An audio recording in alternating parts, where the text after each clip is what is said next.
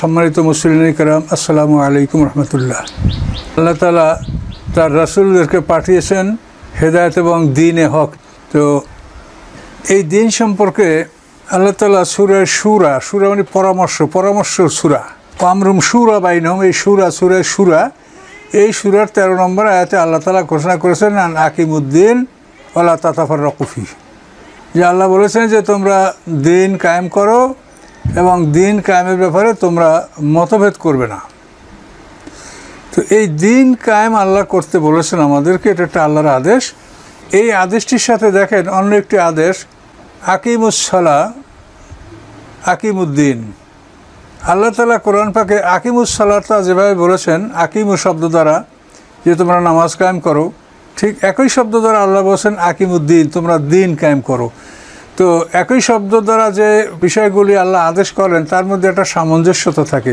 সেটা হলো নামাজ কায়েম করা যেরকম জরুরি, দ্বীন কায়েম করা ঠিক তেমনিই জরুরি।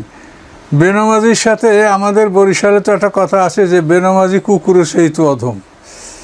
তো বেনামাজি যদি কুকুরের সহিত অধম হয় তাহলে দ্বীন কায়েম করতে তো আল্লাহ বলছেন, তাকে আপনি কি বলবেন? এটা আমার মুখ থেকে আমি বলছি না, আপনারা ভেবে তারপরে এটা জবাব দেন যে যদি বেনামাজি যে নামাজ পড়ে না সে যদি কুকুরের মতো হয়, তো আকিমুসসালাহ দুটা কথাই তো আল্লাহ বলেছেন আল্লাহর কোরআনে, তাহলে এগুলি অত্যন্ত ভয়ঙ্কর কথা। তো আল্লাহ তাআলা এই দ্বীন আমাদেরকে কায়েম করতে বলেছেন এবং কায়েম করার যে জটিলতা সেটা সম্পর্কে আমি কালকে অনেক আপনাদের কাছে আলোচনা করেছি। দ্বীন কায়েম করতে আমরা নাই যদি পারি বা পারছি না, এটা আমরা যে কারণগুলি আমরা আলোচনা করছি এটা বোঝা যাচ্ছে। তারপরও কোরআনে যে বিষয়গুলি আছে এগুলো অন্তত মানুষের কাছে দাওয়াত পৌঁছে দেওয়া তো আমাদের কর্তব্য। মানুষ তো জানুক যে এটা আমাদের উপরে ফরজ। একটা মানুষ যদি জানে যে আমি অনেকগুলো ফরজ তরক করছি, তো তার মনের মধ্যে একটা দুর্বলতা থাকে, সে নিজের নামে ওলিয়ে কামেল লিখতে পারে না। কথা বুঝতে পারছেন? যে ডায়াবেটিস রুগী সে সতর্ক হয়ে থাকবে, যে সতর্ক হয়ে চলবে যে আমি খানা দানা ওই রকম জিদ করিয়া মানে 2 কেজি মাংস খাইয়ে ফেলাবো, সেদিন আমার নাই, আমি ডায়াবেটিস। কাজে যে জানবে যে আমি ডায়াবেটিস রুগী সে কিন্তু এই জিদে যাবে না।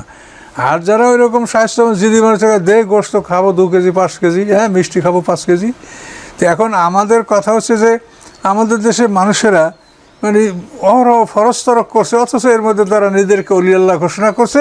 আবার একদল মানুষ তাদেরকে জান্নাতি মনে করে এবং তাদেরকে টাকা পয়সা দিয়ে জান্নাতে যাওয়ার কথা তারা মনে মনে ভাবে। তো এই জন্য আল্লাহর কথাগুলি আমরা মানুষকে জানিয়ে দেওয়ার চেষ্টা করব। কোরআনের এই ধারাবাহিক তাফসিরের উদ্দেশ্য এটাই। এখানে আমরা দ্বীনের গুরুত্ব এবং আইনের গুরুত্ব কতখানি এইটা বোঝার জন্য আমরা কোরআন থেকে আমরা 2-1টি আয়াতের তর্জমা বা 2-1টি সংক্ষিপ্ত ঘটনা আমরা উল্লেখ করব। দেখুন, রাসূল পাক সাল্লাল্লাহু আলাইহি ওয়াসাল্লাম জীবিত আছেন তখন বিশাল নামক এক মুনাফিক সে একটা ঘটনা ঘটালো। এই মুনাফিক একটা কাপড় নিয়ে, একটা চাদর নিয়ে এক ইহুদির সাথে তার বিবাদ। ওই বিশাল বলে, মুনাফিক বলে যে চাদরটা আমার, আর ইহুদি বলে চাদরটা আমার। এখন 2 জনে ঝগড়া করে, 3য় জনের ফয়সালা এটা প্রয়োজন। তো এখন ফয়সালার জন্য একে 2 এরা ঝগড়া করে, আর সালেস মানে 3য়। আমরা যে সালিশ কথাটা পড়ি এটা কিন্তু আসলে আরবি শব্দ হলো সালেস মানে 3য়। 2 জনে ঝগড়া করে, 3য় জনে তা মিটায়। এই জন্য যে মিটায় তাকে বলা হয় সালেস। এই সালেস থেকে আমরা বানাইছি সালিশ। মানে আমরা অনেকগুলি আরবি কথা ব্যবহার করি কিন্তু আমরা সেগুলি কিন্তু ওরকম বুঝতে পারছি না যে এর অর্থটা কী। তো ওই রকম আমরা বলি যে জাল দলিল। এখন জাল দলিল তো আমরা বুঝি যে যেটা ভুয়া দলিল এটা জাল দলিল, কিন্তু এটা হলো আরবি শব্দ জাল, জিম আইন নাম জাল। এই জাল শব্দ তো বানানো। তো জাল দলিল মানে বানানো দলিল, এটা আরবি শব্দ, কিন্তু আমরা সাধারণত বাংলায় বলি জাল দলিল। এরকম আমরা অনেক আরবি শব্দ ব্যবহার করি, অথচ আমরা বুঝি না।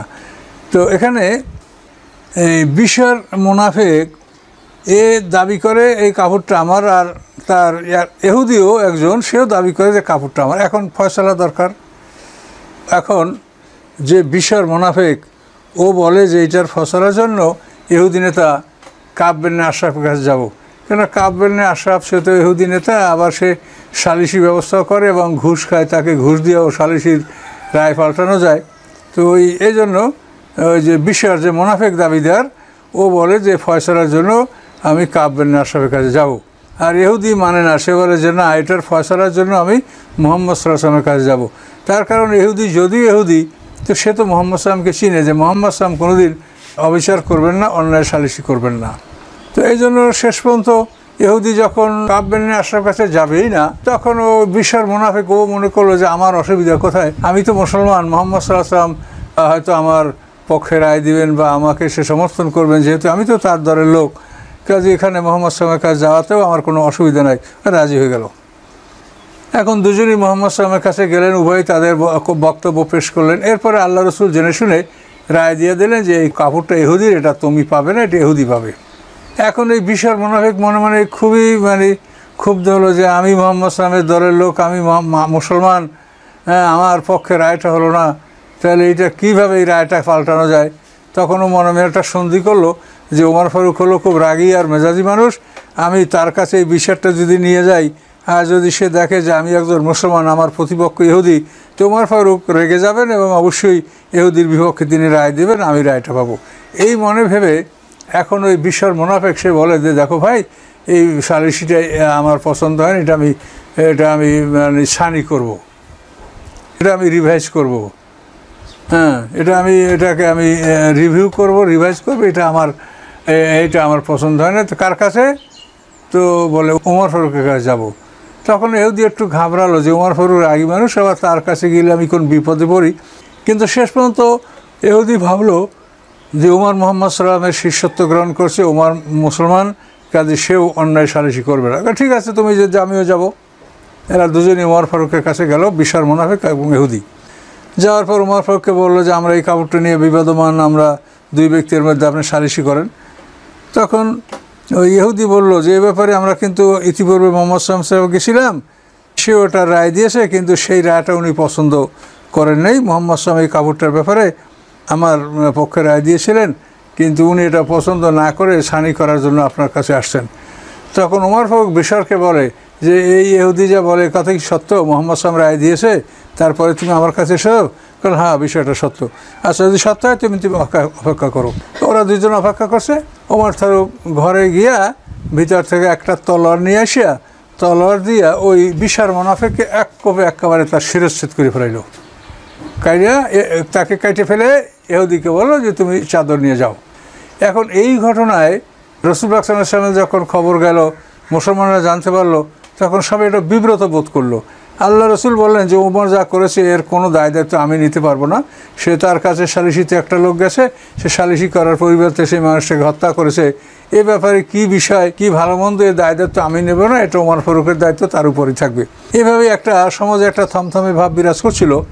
ইতিমধ্যে আল্লাহ তাআলা জিবরিল আমিনকে পাঠাই দিয়া সে জিবরিল আমিন আল্লাহ রসুলের কাছে আয়াত ওহী নাযিল করলেন। এটা হলো সূরা নেসার 65 নম্বর আয়াত। আউযু বিল্লাহি মিনাশ শাইতানির রাজিম। ফালা ওয়া রাব্বিকা লা ইউমিনুনা হাত্তা ইউহাক্কিমুকা ফীমা শাজারা বাইনাহুম সুম্মা লা ইয়াজিদু ফি আনফুসিহিম হারাজাম মিম্মা কাদাইতা ওয়া ইউসাল্লিমু তাসলিমা। এ হলো আয়াত, সূরা নেসার 65 নম্বর। এই আয়াতের তর্জমা যে আরবি ভাষায় কসমের পূর্বে লা শব্দ ব্যবহার করা হয় কসমকে শক্তিশালী করার জন্য। তো আল্লাহ তাআলা বলেন, হে মুহাম্মদ সাল্লাম, আপনার রবের কসম, মানে আল্লাহ তাআলা নিজের কসম করে নিজে বলছেন, হে মুহাম্মদ সাল্লাম, আপনার রবের কসম, ওরা কেউ ঈমান গ্রহণ করতে পারে নাই যতক্ষণ পর্যন্ত আপনাকে ওরা বিচারক মানতে না পারে। আপনাকে যতক্ষণ পর্যন্ত ওরা বিচারক মানতে না পারে ততক্ষণে ওরা ঈমানদার হতে পারে নাই। ঈমানদার দাবি করতে হলে আপনাকে বিচারক মানতে হবে। সুম্মা লা ইয়াজিদু ফি আনফুসিহিম হারাজাম মিম্মা কাদাইতা, এবং ঈমান এমনভাবে আনতে হবে যে আপনাকে এমনভাবে বিচারক মানতে হবে যে আপনি যা ফয়সালা করেছেন এই ফয়সালার ব্যাপারে তাদের অন্তরে বিন্দু মাত্র দ্বিধাদ্বন্দ্ব থাকবে না। ওয়াইউসাল্লিমু তাসলিমা, এবং আপনার বিচার ফয়সালাকে তারা একেবারে মনে প্রাণে মেনে নেবে। কোনোভাবেই যেন এর মধ্যে তারা দ্বিধাদ্বন্দ্ব বা সন্দেহ সংশয় তাদের না থাকে। তো এইভাবে যখন আপনাকে তারা বিচারক মানবে এবং এইভাবে যখন আপনার বিচারকে তারা মেনে নেবে, তখনই প্রমাণিত হবে যে তারা ঈমানদার। আর এই অবস্থা না হওয়া পর্যন্ত, অর্থাৎ আপনাকে তারা বিচারক মানবে না আর বলবে আমি মোমেন, এটা হতে পারে না। এটা আল্লাহ তাআলা আল্লাহর নিজের কসম করে তিনি বললেন। এই কথা বলার পরে সবাই আনন্দিত হলো। আল্লাহ রসুল ঘোষণা করল ওমর ফারুক, ওমর সত্য মিথ্যার মধ্যে পার্থক্য করে দিয়েছে যে ওই লোকটা রাসূলের বিচার পছন্দ হয় নাই বলেই এই বিচারটাকে আবার রিভিউ করার জন্য সে ওমর ফারুকের কাছে গেছে। ওমর ফারুক করে একবারে দ্বিখণ্ডিত করে দিয়েছে। যা, তাহলে বোঝা গেল যে ওমর ফারুক যে হত্যা করেছে এটা মুসলমানকে হত্যা করে নাই। তার কারণ আল্লাহ বলে দিলেন যে মুহাম্মদ সাল্লাল্লাহু আলাইহি ওয়াসাল্লামের বিচার ও ফয়সালা যদি কেউ মনে প্রাণে মেনে নিতে না পারে তাহলে আল্লাহর কসম করে বলেছেন যে সেই লোক ইমানদার নয়। কত বড় কথা! তো এখন দেখেন মুহাম্মদ সাল্লাল্লাহু আলাইহি ওয়াসাল্লামের বিচার ফয়সালা এটা তো কোরআনের বিচার ফয়সালা। মুহাম্মদ সাল্লাল্লাহু আলাইহি ওয়াসাল্লাম উম্মি, তিনি তো নিজের পক্ষ থেকে কিছুই করেন নাই, বলেন নাই। মুহাম্মদ সাল্লাল্লাহু আলাইহি ওয়াসাল্লামের বিচার ফয়সালা মানে আল্লাহর আইন, আল্লাহর বিধান। এই বিধানটা মানা তাহলে কতখানি গুরুত্বপূর্ণ এখন এখান থেকে আমরা ভেবে দেখতে পারি যে আকিমুসসালাহ আকিমুদ্দিন, যে আল্লাহ বললেন যে নামাজ যেরকম গুরুত্বপূর্ণ, যেখানে আল্লাহ রাসূল বলেছেন মান তারাকা সালাতা মুতাআম্মিদান ফাকাদ কাফারা, যে ইচ্ছাকৃতভাবে নামাজ তরক করলে সে লোক কুফরি হয়ে গেল। বাইনাল মুমিনি ওয়াল কুফরি তারকুস সালাত, মুমিন এবং কাফেরের মধ্যে ব্যবধান হলো নামাজ পড়া এবং না পড়া। তো এই নামাজ সম্পর্কে যেভাবে আল্লাহ রসুল কঠিন তার ঘোষণা দিয়েছেন, ঠিক বিচারের ক্ষেত্রে আমরা তার চাইতেও কঠিন ঘোষণা পেলাম। এখন মিলিয়ে দেখেন, নামাজের ব্যাপারে যেরকম কঠিন নির্দেশ, কত বড় কথা, বাইনাল মুমিনি ওয়াল কুফরি তারকুস সালাত, মুমিন এবং কুফরের মধ্যে ব্যবধান হচ্ছে নামাজ তরক করা, অর্থাৎ মুমিন নামাজ কায়েম করে আর কুফর নামাজ তরক করে। তাহলে এখন দেখেন ইচ্ছাকৃতভাবে নামাজ তরক করলে সে কুফরি করলে, এটা আল্লাহ রসুল বলছেন। তা আল্লাহ রসুল যে কথা বলেন তো তিনি নিজে বলেন না, এটা তো আল্লাহ তাকে বলতে বলেন বলেই তিনি বলেন। আল্লাহ তাআলার অন্তরে এটা ঢেলে দেন এবং আল্লাহ রসুল তারপর নিজের ভাষায় এটা ব্যক্ত করেন। তাহলে এখন দেখেন যে নামাজের গুরুত্ব এবং বিচারের গুরুত্ব, এই দুইটা জিনিস আপনি সমান সমান পেলেন কিনা দেখেন। এই লোকটা বিচার মুহাম্মদ সাল্লামের ফয়সালা মানে নেই, ওমর ফারুক তাকে কেটে ফেলছে। আর আল্লাহর কসম করে বললেন যে মুহাম্মদ সাল্লাল্লাহু আলাইহি ওয়াসাল্লামের ফয়সালা যারা মনে প্রাণে মেনে না নেবে তারা ঈমানদার নয়, তাদের ঈমান আল্লাহ কবুল করেন না। তাহলে এই বিষয়গুলো তো সরাসরি কোরআনের কাজে, এই বিষয়গুলি সম্পর্কে আমাদের গুরুত্ব দিতে হবে। এবং এর জন্য আর কিছু না হয়, আমরা তো মনের দিক থেকে খাটো থাকবো যে হারে আমরা এই কাজগুলো করতে পারছি না, আমরা অপরাধী, তো আমরা আল্লাহর কাছে তওবা করব, আমরা আল্লাহর কাছে রোনাজারি করব যে আমরা পারছি না। কিন্তু তা না করে আমরা এই অপরাধগুলি করে যাচ্ছি, ফরজগুলি তরক করছি, এরপর আবার নিজেদেরকে ওলি আল্লাহ ঘোষণা করছি। এটা কেমন বাহাদুরি বলেন? এটা কেমন বাহাদুরি? কাজে এই জন্য এই বিষয়গুলি অনুধাবন করার জন্য আমি আপনাদেরকে বলছি। এই আয়াতের শরণার্থীদের আরও একটা ঘটনা তাফসিরে আসে, সেটা আপনাদেরকে বলছি। মদিনায় হিজরত করার পরে আল্লাহর রসুলের কাছে একজন মুহাজির এবং একজন আনসার খেতে পানি দেওয়া নিয়ে একটা তাদের মধ্যে বিবাদ, এইটা নিয়ে রাসূল পাক সাল্লাল্লাহু আলাইহি ওয়াসাল্লামের কাছে গেলেন যে এই পানিটা যেখান থেকে প্রবাহিত হয়, এই পানিটা প্রথম জুবাইর ইবনে আওয়ামের ক্ষেতের উপর দিয়ে তারপরে একজন আনসার ভাইয়ের খেতে যাবে। সেই আনসার ভাইয়ের নাম তাফসিরে যেটা বলা আছে হাতিব ইবনে আবি বলতা। তো এখন আনসারের দাবি হলো যে আমার খেতে আগে পানি দিতে হবে, তারপর জুবাইরের খেতে পরে। কিন্তু জুবাইরের ক্ষেতটা কিন্তু ওই পানির উৎস যেখান থেকে পানিটা প্রবাহিত হয়, এই উৎসের প্রথম ক্ষেতটাই জুবাইরের ক্ষেত, তারপরের ক্ষেত হলো আনসারের ক্ষেত। আল্লাহ রসুলের কাছে যখন এই ফয়সালা চাওয়া হলো, হাতিব ইবনে আবি বলতা আনসারি তিনি দাবি করেন যে আমার ক্ষেতে আগে পানি দেবো, তারপর উনি পানি পাবেন। তো আল্লাহ রসুল বলেন না, এই পানিটা এই জুবাইরের ক্ষেতে আগে দেওয়া হবে, তাহলে এটাই নিয়মিত হবে, এটাই পানিটা অপচয় হবে না, এখানে এই ক্ষেতে পানি দেওয়ার পরে তোমার খাতে তুমি পানি নিবা। তো এইভাবে বিচার করে দিলেন আল্লাহ রসুল। তো এরা যখন দুজন চলে আসতেছে, অন্যরা জিজ্ঞাসা করে যে বিচার কী হলো, ফয়সালা কী হলো? তখন ওই আনসার বললেন যে মুহাম্মদ সাল্লাল্লাহু আলাইহি ওয়াসাল্লাম তার ফুফাতো ভাইয়ের পক্ষে রায় দিয়েছেন। এই জুবাইর ইবনে আওয়াম হলো আল্লাহ রসুলের ফুফাতো ভাই সাফিয়ার ছেলে। আল্লাহ রসুলের যে ফুফু সাফিয়া, এই সাফিয়ার ছেলে। এই সাফিয়া হুজুরের আল্লাহ রসুলের আর এক ফুফু হলো আতেকা, তার ছেলে ছিল আব্দুল্লাহ ইবনে আবু মুয়াইয়া, খুব আল্লাহ রসুলকে কষ্ট দিয়েছে।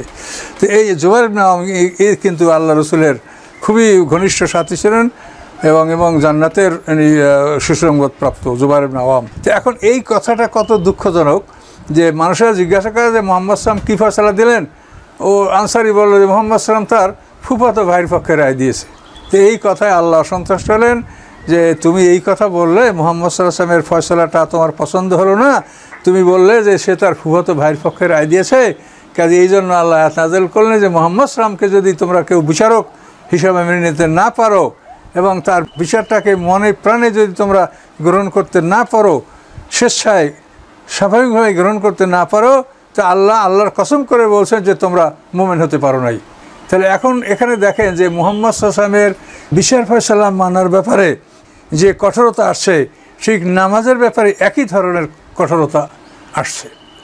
কাজে এই জন্য এই আইন কানুনের বিষয় আমরা কিছু করতে পারছি কি নাই পারছি, কিন্তু কোরআনে আছে, এটা মানুষ জানুক। সব মানুষই মুসলমান, সবারই জানার অধিকার আছে, আর আমাদেরও কর্তব্য হলো তাদেরকে জানিয়ে দেওয়া। তো এই হিসেবে আমরা এই কথাগুলো মানুষকে জানানোর জন্য এই কথাগুলো বলছি, মানুষ এগুলো বুঝুক। এবং আল্লাহর দিন কখন কায়েম হবে আল্লাহই ভালো জানেন। তার কারণ পৃথিবীতে এখন যতগুলো মুসলমানের রাষ্ট্র আছে সবই রাষ্ট্রযন্ত্র, তারা কেউই দিন কায়েমের পক্ষে না। কাজে এখন এর বাইরে যারা আছে তারা কি করবে? তাদের কর্তব্য হলো তারা কোরআনের কথাগুলো মানুষকে শোনাক, মানুষেরা বুঝুক, বোঝার চেষ্টা করুক, তাতে মানুষের অন্তত লাইনের উপরে থাকবে, তারা ইমাম মাহদিকে সমর্থন করবে এবং ঈসা আলাইহিস সালামকে সমর্থন করবে, এতটুকু হবে। তো যে কথাটা আকিমুস সালাতা আকিমুদ্দিন, যে আল্লাহ তাআলা দুইটা বিষয় একেবারে মানে একই শব্দ দ্বারা দুইটা বিষয়ের গুরুত্ব দিলেন, যে আকিমুস সালাতা আকিমুদ্দিন। তো এই দুইটা বিষয় আল্লাহ তাআলা এটা গুরুত্ব দেওয়ার অনেকগুলোই কারণ আছে, কিছু তো বললাম, আরও আপনি শুনেন। সেটা হলো যে আইন যারা মানে, যারা ইমানদার, যারা আল্লাহর কোরআন মানে, হেদায়েত যারা মানে হুদান হেদায়েতের কথা যারা মানবে, তাদের জন্য তো আইন প্রয়োজন হয় না। হেদায়েতের কথাগুলি যারা মানে, তুমি ভালো থাকো, ভালো কাজ করো, চুরি ডাকাতি, জেনা, ব্যভিচার, অন্যায়, অত্যাচার, জুলুম করো না, এটা হেদায়েত। এই কথাগুলো যারা মানে তাদের জন্য তো আইন প্রয়োজন হয় না। এখনও সমাজে এরকম বহু ভালো মানুষ আছে যে তাদের কাছে মানুষ কোনো সাক্ষী ছাড়া অজান্তে গোপনে তাদের কাছে লক্ষ লক্ষ টাকা গোপনে আমানত রাখে, আবার তারা ওই আমানত নিয়ে যায়। তাদের কোনোদিন এইরকম আমানতদার লোকেরা কারো একটা টাকা আত্মসাৎ করে নেই। আর আরেকটা লোক এই টাকাকে আত্মসাৎ করার জন্য তার বুকের উপর গুলি চালিয়ে দেয়। তাহলে যারা আল্লাহর আইন কানুন মানে, যারা মোমেন মুত্তাকিন, যাদের মধ্যে আমলে চলে আছে, তাদের জন্য তো আইন লাগে না, বিনা আইনেই তারা ভালো কাজ করে। এটা আমরা যে শহরে বাস করি, আমাদের অঞ্চল তো ব্যাপক ধানের অঞ্চল, উত্তরাঞ্চল থেকে যখন মানুষেরা ধান কিনতে আসে, তো লক্ষ লক্ষ টাকা নিয়ে তারা ধান কিনতে আসে নৌকায়। এখন তো নৌকার ইয়েটা প্রচুরটা কমে গেছে। তো ওই সময় তারা আইসা আমাদের শহরের বিশ্বস্ত লোকদের কাছে এরকম লক্ষ লক্ষ টাকা তারা সন্ধ্যার বেলায় রেখে যেত, আর ভোরবেলায় টাকা নিয়ে ধান তারা কিনে নৌকা বোঝাই করে চলে যেত। তো এই টাকাগুলি তো কোনো মানুষ তাদের আত্মসাৎ করে নাই, অথচ অন্য পকেটমাররা সারাদিন যাই চেষ্টা করে মানুষকে কীভাবে মারবে, কাটবে, এভাবে তারা টাকা চুরি করার চেষ্টা করছে। তাহলে দেখা যায় যে দিনে হক আর হেদায়েত, এই হেদায়েতের কথাগুলো যারা মানে তাদের জন্য আইন প্রয়োজন হয় না। আইন প্রয়োজন হয় যে অধিকাংশ লোকেই তো হেদায়েতের কথাটা মানবে না। হেদায়েতের কথা মানবে অল্প সংখ্যক লোকে, আর অধিকাংশ লোকই হেদায়েতের কথা মানবে না।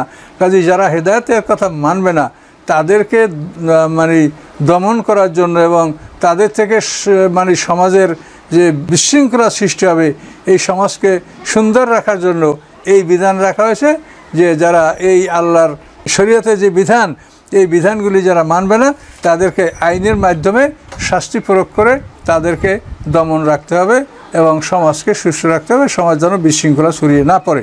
তো এই আইনগুলি হচ্ছে সমাজের শান্তি শৃঙ্খলা বজায় রাখার জন্য, এবং যারা হেদায়েতের কথা মানে না তাদের জন্য আইনগুলি। যারা হেদায়েত কথা মানে তাদের জন্য আইনের প্রয়োজনই হয় না। তো এই জন্য আমরা দিন, হেদায়েত এবং দিনে হক, এই দুইটা বিষয় আমরা জানবো এবং বুঝবো, এবং এই বিষয়গুলিতে আমরা সতর্ক হব যে এখানে আল্লাহ তাআলা কীভাবে গুরুত্ব দিয়ে বলেছেন যে আল্লাহর কসম করে বললেন। আল্লাহ তো এমনিও বলতে পারতেন, কিন্তু আল্লাহর কসম করে বললেন যে মুহাম্মদ সাল্লামকে যদি তোমরা বিচারক মানতে না পারো, তার বিচার ফয়সালা যদি তোমাদের মনে প্রাণে তোমরা গ্রহণ করতে না পারো, এবং প্রশান্ত চিত্তে তার বিচার ফয়সালা যদি তোমরা গ্রহণ করতে না পারো, তাহলে আল্লাহর কসম করে বলছেন যে তাহলে তোমরা মুমিন হতে পারো নাই। তাহলে কত বড় কথা। তাহলে আজকের সমাজে আমরা সিরাতাল মুস্তাকিম, আমাদের সমাজে বিচার ব্যবস্থা, যেটা আমি কালকে আপনাদের কাছে আলোচনা করেছি যে হুদুদ কেসাস তাজির, সেই বিচার ব্যবস্থাটা খুব সুন্দর একটা বিচার ব্যবস্থা। এটা বিধর্মীরাও বলবে এটা ভালো বিচার ব্যবস্থা। এই বিচার ব্যবস্থা, জেনা যদি বন্ধ থাকে, সমাজ যদি জেনার শাস্তি যদি সমাজে প্রচলিত থাকে, সমাজে জেনা বন্ধ থাকলে সর্বস্তরের মানুষের মেয়েদের বিয়া হবে। হিন্দু, মুসলমান, খ্রিস্টান, বৌদ্ধ জেনা যদি সমাজে না থাকে তো সকল মানে জাতি ধর্ম নির্বিশেষে, ধনী দরিদ্র নির্বিশেষে সকল শ্রেণীর মেয়েদের যথাসময়ে বিবাহ হবে এবং সমাজে উচ্ছৃঙ্খলতা থাকবে না। কাজে এটা হলো আইনের কারণে। কাজে এই জন্য এই আইনের কথাগুলি আল্লাহ দুটি জিনিস সাথে সাথে আল্লাহ বর্ণনা করেছেন, বিল হুদা বা দ্বীনুল হক। কাজে হেদায়েত এবং দ্বীনে হক এই দুটা বিষয়ই আমাদেরকে আল্লাহ তাআলা গুরুত্ব দিতে বলেছেন এবং দুটাই ফরজ। এগুলি আমরা নিজেরা জানাবো এবং মানুষকে বুঝাবো যে এই আইনগুলি পৃথিবীর ইহুদি খ্রিস্টানদের আইনের সাথে ভালো, এটা তোমরা পরীক্ষা করে দেখো এটা, এবং সবাই বলবে এটা এই বিধানটা ভালো।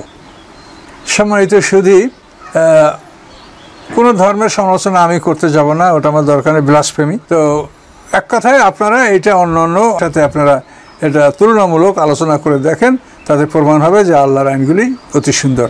এবং আল্লাহর আইনে ন্যায় প্রতিষ্ঠা করা, কোনো দলমত, কে জিতানো হারানো, কে মুসলমান, কে ইহুদি, কে খ্রিস্টান, এগুলি দেখা হবে না। বিচার হবে ন্যায়সঙ্গতভাবে, অন্যায়ভাবে কোনো বিচার হবে না। এবং এ ব্যাপারে কোরআনে আরেকটা কথা আপনাদেরকে বলি।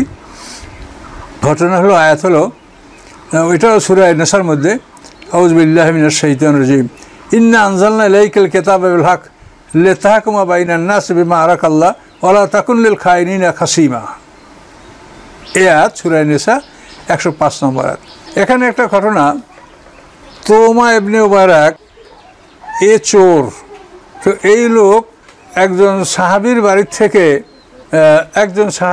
থেকে সে একটা বস্তা ভরা ময়দা এবং কিছু অস্ত্র ছিল একই বস্তার মধ্যে। এই তোমা ইবনে উবারাক এটা চুরি করেছে। মালটা চুরি করে সে নিজের বাড়িতে নিয়ে গেছে। নিজের বাড়িতে নিয়ে সেখানে নিজের বাড়ি রাখে নাই, সেই মালটা নিয়ে তার এলাকারই এক ইহুদির বাড়িতে সেই মালটা সে জমা রেখেছে। এখন এই মালটা যার চুরি হয়ে গেছে, সে কাতাদার ঘনিষ্ঠ আত্মীয় এবং খুব বিচক্ষণ মানুষ। তো এখন সে এই মালটা অনুসন্ধান করার জন্য চেষ্টা করতে লাগলো। তো ওই বস্তাটার মধ্যে ছোট্ট ছিদ্র ছিল, ওই আটা ছিল, ওই আটা বা ময়দা, ওটা কোথায় ওই মালটা গেছে, ওই অল্প অল্প আটা ওই চলার পথে পড়ে গেছে। তো ওরা দেখে যে আটাটা আস্তে আস্তে ওই উবায়রাকের বাড়িতে, মানে তোমার বাড়িতে ওই আটার চিহ্ন পাওয়া গেছে। এরপর ওরা তোমার বাড়ি অনুসন্ধান খোঁজাখুঁজি করলো যে এই বাড়িতে আমাদের সেই মাল পাওয়া যায় কিনা। দেখা গেল যে সেই তোমার বাড়িতে কোনো মাল পাওয়া গেল না। তাহলে এরপর আটা কোথায় গেল? এরপর ওখান থেকে দেখা গেল যে আটা অল্প অল্প পড়তে মানে এক ইহুদির বাড়ি পর্যন্ত গেছে। ইহুদির বাড়ি পর্যন্ত সে আটা পৌঁছেছে। তখন ওই বাড়িতে যখন তারা অনুসন্ধান করলো আবু কাতাদার নেতৃত্বে, তখন সেখানে ওই ইহুদির বাড়িতে মালগুলি পাওয়া যাওয়ার পরে এখন তারা ইহুদিকে চোর বললো। ইহুদি বলল যে আমি চোর না, আমার কাছে এটা আমার কাছে আমানত রেখে গেছে। এখন তোমাকে জিজ্ঞাসা করা হলো, তোমা বলে যে না, আমি তার বাড়ি মাল আমানত রাখি নেই। আর তোমা যে উবায়রাক গোত্রের লোক, এখন উবায়রাক গোত্রের লোকেরা তোমার পক্ষে সাফাই গাইতে শুরু করলো। তারা বলছে না, তোমা ভালো মানুষ, সে চোর না, কাজে তাকে আপনারা কেন চোর সাব্যস্ত করবেন? চোরামাল যেখানে পাওয়া গেছে সেই তো চোর। এখন বিষয়টা আল্লাহ রসুলের কাছে উপস্থাপন করা হলো। উপস্থাপন করার পরে এখন আল্লাহ রসুল কী করবে? সাক্ষী প্রমাণ ছাড়া তো বিচার হয় না। হ্যাঁ, সাক্ষী প্রমাণ ছাড়া বিচার হয় না। এখন সাক্ষী প্রমাণ কি? মাল যেখানে পাওয়া গেছে সেই চোর, মাল হারিয়ে গেছে, চোরমাল যেখানে পাওয়া সেই চোর, এখন ইহুদি চোর, তার হাত কাটা হবে। এছাড়া কি করা আছে? আর তোমা ইহুদি যে বলে যে তোমা আমার কাছে মাল আমানত রাখছে, ইহুদির কোনো সাক্ষীও নাই ব্যাপারে। আর তোমার গোত্রের লোক সবাই বলে যে ও ভালো মানুষ। এখন কি করা যাবে? তাহলে ইহুদি চোর, এখন ইহুদিরই হাত কাটতে হবে। তো আল্লাহ রসুল এভাবেই চিন্তাভাবনা করতে লাগলেন, তাহলে ইহুদি চোর, ইহুদি তো নিজের সাফাই প্রকাশ করার জন্য সে তো কোনো বলতে পারে না, সাক্ষী উপস্থিত করতে পারে না যে অমুকের মোকাবেলায় মালটা তার কাছে রেখে গেছে, এরকম কিছু বলতে পারছে না। তো একাই তার কাছে মাল রেখে গেছে, কাজে ইহুদির কোনো সাক্ষী নাই। তাহলে এখন তো ইহুদি দোষী সাব্যস্ত হয়ে যাচ্ছে কাজে কর্মে। তো আল্লাহ রসুল মনে মনে ভাবছিলেন যে তাহলে ইহুদির উপরই চুরির বিচার এটা প্রয়োগ করা হবে। এইভাবে যখন কাজ চলতেছিল তখন আল্লাহ তাআলা আয়াত নাযিল করলেন, ইন্না আনজালনা ইলাইকাল কিতাবা বিল হক। আল্লাহ বলেন, হে রাসূল, আপনার উপরে আমি সত্য সহকারে কিতাব নাযিল করেছি। কেন? লিতাহকুমা বাইনান নাস বিমা আরাকাল্লাহ, যে আপনাকে আল্লাহ তাআলা ওই কিতাবে যে দেখিয়েছেন সেই হিসেবে আপনি মানুষের মধ্যে বিচার ফয়সালা করবেন, ওলা তাকুন লিল খাইরিনা খাসিমা, এবং খেয়ানতকারীদের পক্ষ সমর্থনকারী আপনি হবেন না। এই এত স্পষ্ট করে দেওয়া হলো যে উবায়রাক গোত্র যারা তোমাকে সমর্থন করেছে যে তোমা চোর না, এই লোকগুলি খেয়ানতকারী, এরা সত্যকে গোপন করছে, তোমা চোর, ইহুদি চোর নয়। তো এখন দেখেন যে আল্লাহ তার কোরআনে বলেছে ইন্না আসাদ্দান নাসে আদাওয়াতার লিল্লাযিনা আমানুল ইয়াহুদা ওয়াল্লাযিনা আশরাকু, মুসলমানদের জন্য পরম শত্রু দুইটা জাতি, একটা জাতি হচ্ছে ইহুদি, একটা জাতি হচ্ছে মুশরিক। সেই ইহুদিকে মুসলমানরা তাকে দোষী সাব্যস্ত করছে, এখন তার হাত কাটা হবে। কিন্তু এখানেও আল্লাহ তাআলা আয়াত নাযিল করে ইহুদির যে পবিত্রতা, যে ইহুদি যে চোর না, এটা আল্লাহ প্রমাণ করলেন। তাহলে দেখেন যে আল্লাহ তাআলা কত ন্যায় বিচারক। এইটা যদি আল্লাহ দুনিয়াতে করেন তো আল্লাহ তাআলা পরকালে কীরকম ন্যায় বিচার করবেন ভেবে দেখেন। তিলে তিলে আল্লাহ ন্যায় বিচার করবেন। ইহুদির হাত কাটা গেলে কি হতো, কি অসুবিধা ছিল? ইহুদি তো ইহুদি, সে তো মুসলমানদের পরম শত্রু। কিন্তু আল্লাহ দেখলেন যে না, বিচারের ক্ষেত্রে তোমরা এক ইহুদির উপরে অত্যাচার করবে, মিথ্যা সাক্ষী দিয়ে তাকে অন্যায়ভাবে তার হাত কাটবে, এটা আল্লাহ তাআলা এরকম আল্লাহ তাআলা তোমাদেরকে অনুমতি দেন নাই। যে যে দেশের নাগরিক, যে যে দেশে থাকবে, সে হিন্দু, মুসলমান, ইহুদি, খ্রিস্টান যেই হোক, সে ন্যায় বিচার পাবে। কাজে ইসলামের যে এই যে বিধানগুলি আছে, এগুলি তো মানুষকে জানাতে হবে, তাহলেই মানুষ বুঝবে যে আসলে ইসলাম একটা সুন্দর ধর্ম। তো এখন আমরা তো ইসলামের এই বিষয়গুলি আমরা উল্লেখ করতে ব্যর্থ। আমরা ওই সবসময় নিজের পকেটে কেমনে 2 টাকা আসবে এই চিন্তা করি, আমরা সেই ধরনের ওয়াজ নসিহত করি আমাদের দিলের ভেতর। আল্লাহ জানেন, আমার কথা ভুল হলে আল্লাহ যেন ক্ষমা করেন। কিন্তু প্রকাশ্যে এটাই মনে হয় যে মানুষেরা আসলে কোরআনের যে বৈশিষ্ট্য, ইসলামের যে সৌন্দর্য দিকগুলি, এগুলো উত্থাপন করলে তো দুনিয়ার মানুষ অবাক হয়ে যাবে যে একজন ইহুদি তার হাত কাটা গেলে কী অসুবিধা ছিল। কিন্তু আল্লাহ রসুল যখন দেখলেন যে উবায়রাক গোত্রের লোকেরা তার জাতির তোমা একটা চোরকে সমর্থন করছে আর নিরাপরাধ একজন ইহুদিকে চোর বানাচ্ছে এবং তার হাত কাটা যাচ্ছে, তখন আল্লাহ তাআলা কোরআন আয়াত নাযিল করে জানায় দিলেন যে ওয়ালা তাকুন লিল খাইরিনা খাসিমা, হে রাসূল, খেয়ানতকারীদের পক্ষ সমর্থনকারী আপনি হবেন না। তখন আল্লাহ রসুল জানতে পারলেন এবং বুঝতে পারলেন, এবং তোমা যে চোর এটা প্রমাণিত হলো। তোমা এই ঘটনায় আয়াত নাযিল করে ওসব পলায়ন করলো। ও মদিনা থেকে পলায়ে মক্কা গেল। মক্কা যাইও ওই রকম চুরি করতেছিল।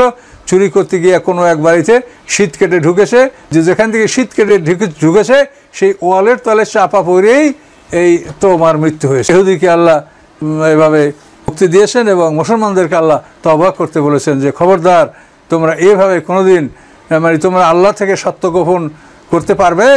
তোমরা মানুষের সামনে সত্যকে গোপন করতে পারছো, কিন্তু আল্লাহর সামনে তোমরা সত্য গোপন করতে পারবে না। আল্লাহ তাআলা ন্যায় বিচারক, কাজেই তোমরা দুনিয়াতে এভাবে অন্যায় সমর্থন তোমরা করবে না। হিন্দু, খ্রিস্টান, ইহুদি, বৌদ্ধ যেই হোক, সকলেই ন্যায় বিচার পাবে। এটা হলো কোরআনের বিধান, এইটা হলো ইসলাম ধর্মের সৌন্দর্য। কাজে এই কথাগুলো আল্লাহ তাআলা সরাসরি কোরআনে বলেছেন। তো আমরা এই 2-3 দিন ধরে শুধু আইনের উপরে কিছু কথাবার্তা বললাম। তো আমাদের কাজ হচ্ছে কোরআনের কথাগুলো মানুষকে জানিয়ে দেওয়া। তো মানুষরা জানুক যে আল্লাহর কোরআন কত সুন্দর, ইসলাম কত সুন্দর ধর্ম, ইসলাম কিভাবে ন্যায়পরায়ণতার প্রতি লক্ষ্য রেখেই বিচার ব্যবস্থাকে চালু রেখেছে। তো এই বিষয়গুলি আমাদের জানা দরকার। এবং আল্লাহর আইন সুন্দর, এটা আমরা সমাজে প্রয়োগ করতে পারি কি পারি না, এটা মানুষ জানুক, দুনিয়ার মানুষরা জানুক, এবং তারা সাক্ষী দেবে যে হ্যাঁ, ইসলামের যে আইন, আল্লাহ যে আইন কানুন, এটা পৃথিবীর সমস্ত আইনের সাথে সুন্দর, এটা সকল মানুষ বলতে বাধ্য থাকবে। আল্লাহ রসুল মদিনায় হিজরত করার পরে ইহুদিরাও আল্লাহ রসুলকে সমর্থন করেছেন। কেন? তারা বলেছে যে এই লোকটা যদি মদিনায় থাকে তাহলে আইন শৃঙ্খলা বজায় থাকবে, আমার ভালো থাকবো। মদিনার অনেক মুশরিকরাও আল্লাহ রসুল সমর্থন করছেন এই জন্য যে এই লোকটা এই শহরে থাকলে আমরা ভালো থাকবো। এই জন্য দেখা যায় উহুদের যুদ্ধে কুজমান নামক একজন মুশরিক মুসলমানদের সে যুদ্ধ করে করে সে মারা গেছে। মুখাইরিক নামক একজন ইহুদি মুসলমানদের পক্ষে যুদ্ধ করে করে সে এভাবে জীবন বিসর্জন দিয়েছে। তো এভাবেই সকল শ্রেণীর মানুষ যদি ইসলাম সম্পর্কে জানতে পারে তাহলে ইসলাম গ্রহণ করবে কি করবে না, ইসলাম যে শ্রেষ্ঠ ধর্ম, ইসলাম যে সর্বসুন্দর, এটা তারা বুঝতে সক্ষম হবে। তো আসুন আজকে আমরা এ পর্যন্ত সমাপ্ত করছি। আমার আইনের মালাক। আসসালামু আলাইকুম রহমতুল্লাহ ওয়া বারাকাতুহু।